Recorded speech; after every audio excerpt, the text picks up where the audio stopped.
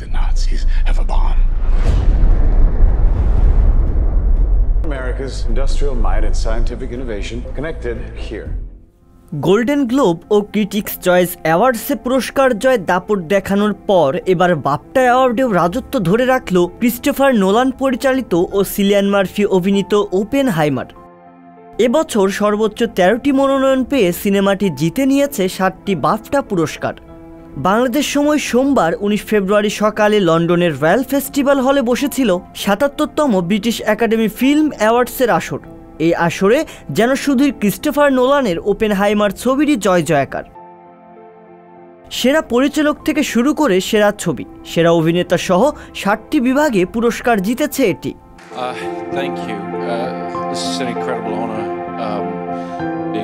রক্তক্ষয়ী দ্বিতীয় বিশ্বযুদ্ধে আধিপত্য ও বিজয় ধরে রাখতে যুক্তরাষ্ট্র হাতে নিয়েছিল পারমাণবিক বোমা তৈরির প্রকল্প ম্যানহ্যাটন প্রজেক্ট।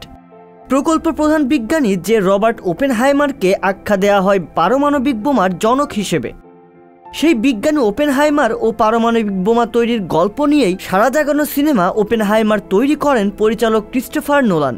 আলোচিত এই সিনেমা মুক্তির পরই এক এক করে ভেঙেছে পূর্বের বিভিন্ন আলোচিত সিনেমার রেকর্ড।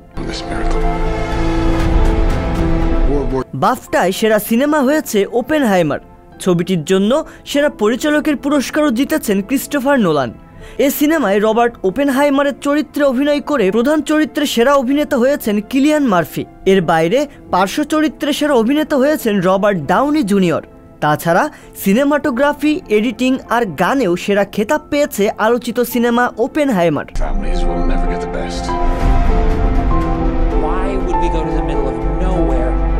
ওপেনহাইমারের পর বাফটা আসরে উত্তাপ ছড়িয়ে 5টি বিভাগে পুরস্কার পেয়েছে ইয়র্কস ল্যান্থিমোসের পুয়ার থিংস।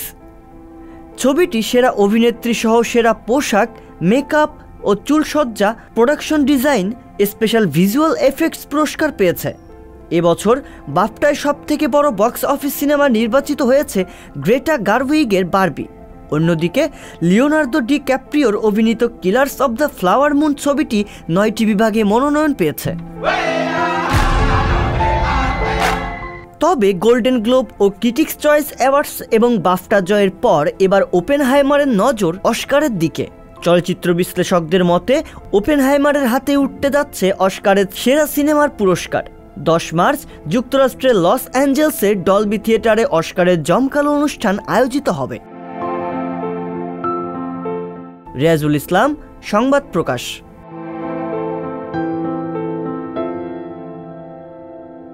সংবাদ, ফিচার ও অনুষ্ঠানের জন্য ভিজিট করুন সংবাদ প্রকাশের ওয়েবসাইট এবং যুক্ত থাকুন ফেসবুক পেজ ও ইউটিউব চ্যানেলের সঙ্গে।